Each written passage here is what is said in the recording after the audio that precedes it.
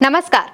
भारतीय सेना की तरफ से ऑपरेशन सिंदूर चलाने के बाद जब पाकिस्तान ने फायरिंग की, उस दौरान भारतीय सेना के 7 जवान और जम्मू कश्मीर का एक अधिकारी शहीद हो गए।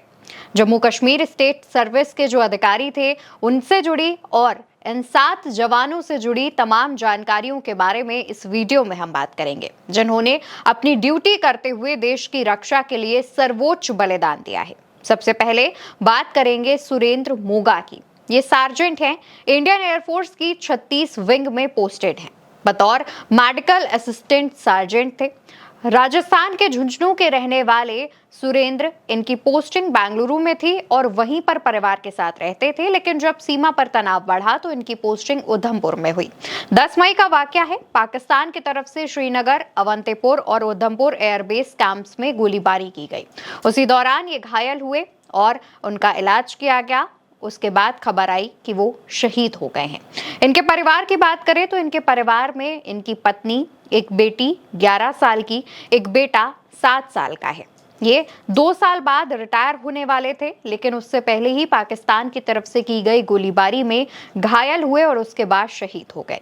इनकी बेटी ने इनके शहादत पर बयान दिया था और कहा था कि मैं अपने पापा की जान का बदला लूंगी। मैं पाकिस्तानियों से अपने पापा को छीनने का बदला लूंगी। 7 साल के बेटे ने इनके शव को मुखाग्नि दी थी और इनके बारे में यह भी जानकारी सामने आई है कि ये अपनी 3 बहनों में इकलौते भाई थे। इसके बाद बात करेंगे इंडियन आर्मी के राइफलमैन सुनील कुमार की। सुनील कुमार ने सर्वोच्च बलिदान दिया। जम्मू कश्मीर के एक गांव से आते हैं। 25 साल की इनकी उम्र थी और इंडियन आर्मी की लाइफ लाइट इन्फेंट्री का हिस्सा थे। इनकी पोस्टिंग जम्मू के आरएसपुरा सेक्टर में थी। 10 मई को जब क्रॉस बॉर्डर फायरिंग हुई तो बुरी तरह से घायल हुए, लेकिन कुछ ही देर बाद इलाज के बाद जानकारी सामने आई कि इनकी शहादत हो गई है। जब इनका शव परिवार वालों के पास पहुंचा, तब इनके परिजनों ने बताया कि जल्द ही इनकी शादी होने वाली थी, लेकिन उससे पहले ही शहादत की खबर सामने आ गई। अगला नाम राजकुमार थापा का सामने आ रहा है, जो कि जम्मू में एडिशनल डिस्ट्रिक्ट डेवलपमेंट कमिश्नर थे। इनके घर पर शेलिंग के दौरान गोला आकर गिरा था और इनकी उसमें मौत हो गई। इनके साथ 2 लोग और घायल हुए थे। हालांकि उनका इलाज किया जा रहा है, लेकिन कहा यह जा रहा था कि इनके घर पर शेलिंग के दौरान जो गोला गिरा, उसमें इनकी मौत हुई। इसको लेकर के जम्मू कश्मीर के मुख्यमंत्री उमर अब्दुल्ला ने भी इनकी मौत पर दुख जताया था और बताया था कि जब उमर अब्दुल्ला जम्मू के दौरे पर थे ऑपरेशन सिंदूर के बाद, उस दौरान भी उन्होंने मुलाकात की थी राजकुमार थापा से और राजकुमार थापा ने ही मुख्यमंत्री के जितने भी कार्यक्रम थे उससे रिलेटेड जो भी तैयारियां थी वो की थी और उमर अब्दुल्ला ने उनकी मौत पर काफी दुख भी जताया था। अब बात करते हैं मुरली नायक की, जो कि इंडियन आर्मी में सिपाही थे। उनकी उम्र महज 23 साल, आंध्र प्रदेश के सत्यसाई जिले के रहने वाले। अग्निवीर स्कीम के तहत सेना में आए थे। 2022 में 20 साल की उम्र में इनकी तैनाती हुई थी। पंजाब में सेवा दे रहे थे, मगर जिस दौरान ऑपरेशन सिंदूर शुरू हुआ तो इनकी पोस्टिंग उरी में की गई। 8-9 की रात पाकिस्तान की गोलाबारी में शहीद हुए। इनके पिता के बारे में जानकारी सामने आई कि इनके पिता मजदूरी करते हैं और इनकी मां गृहिणी है, घर संभालती है। ये अपने माता पिता की इकलौती संतान थे।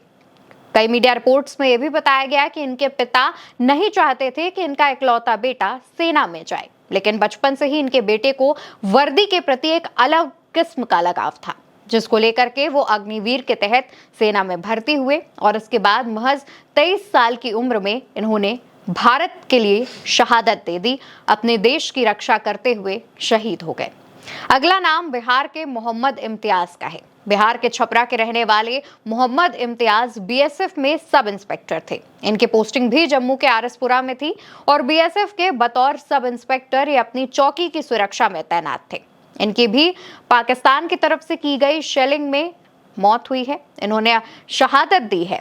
इनकी मौत के बाद मुख्यमंत्री नीतीश कुमार की तरफ से 50 लाख रुपए की सहायता राशि देने की घोषणा की गई, जिसमें 21 लाख बिहार सरकार देगी और 29 लाख मुख्यमंत्री राहत कोष की तरफ से दिया जाएगा।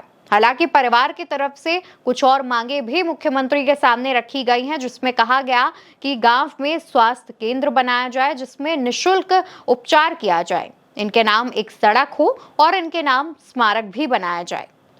परिवार ने यह भी कहा कि स्वास्थ्य केंद्र अगर नया ना बनाया जाए तो किसी भी स्वास्थ्य केंद्र का नाम उनके नाम पर रखा जाए और वहां पर जो भी मरीज है, खासतौर पर जो गरीब तबके के लोग हैं, उनका निःशुल्क उपचार किया जाए। जानकारी ये भी सामने आई कि जब मोहम्मद इम्तियाज के घर, उनके गांव नारायणपुर, मुख्यमंत्री नीतीश जब पहुंचे, उस दौरान ही उनके गांव की सड़कों का निर्माण किया गया।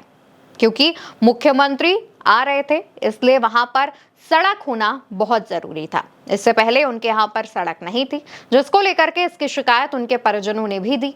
उनके जो बेटे हैं, उनका भी बयान सामने आया था, जिसमें उन्होंने अपने पिता की शहादत पर गर्व जताया था। तो अगला नाम लांस नायक दिनेश शर्मा का सामने आ रहा है, जिन्होंने देश के लिए शहादत दी। हरियाणा के रहने वाले दिनेश शर्मा इंडियन आर्मी के 5 फील्ड रेजिमेंट में बतौर लांस नायक तैनात थे।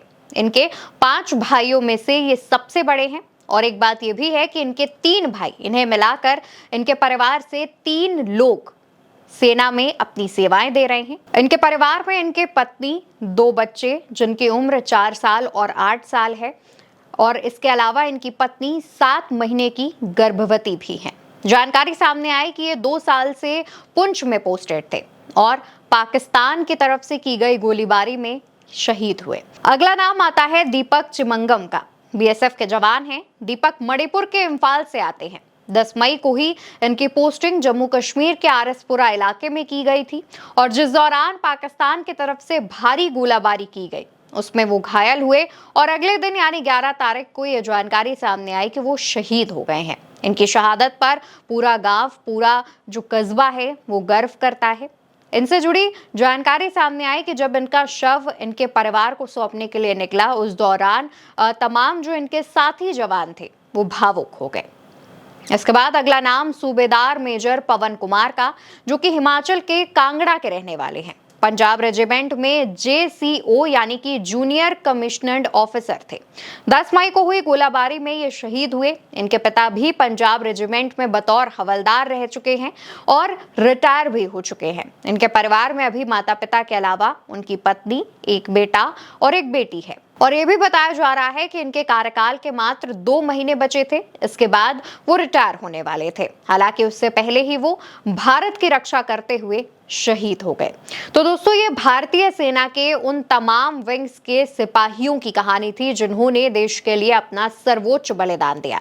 ये पाकिस्तान की ओर से सीज फायर वायलेशन जब किया गया, सीज फायर के बाद जो गोलीबारी की गई, उस दौरान शहीद हुए हैं। ये गोलीबारी की जो कोशिश थी वो पाकिस्तान की तरफ से रिहायशी इलाकों में बम गिराए जाने की थी। वहां पर आम इंसान को, आम लोगों को निशाना बनाए जाने की ये कोशिश पाकिस्तान की तरफ से थी, जिसको पूरी तरह से नाकाम किया गया। और इस कोशिश को नाकाम करते हुए भारत के ये जो जवान हैं वो शहीद हुए। इनमें से कई जवानों की कहानियां ऐसी हैं जिनकी आने वाले कुछ महीनों में शादी होनी थी, जिनके घर में एक नन्हा मेहमान आने वाला था। कुछ लोग 2 महीने बाद तो कुछ 2 साल बाद रिटायर होने वाले थे, लेकिन मां भारती की रक्षा करते हुए ये सेना के जवान शहीद हो गए और ताउम्र के लिए अमर हो गए।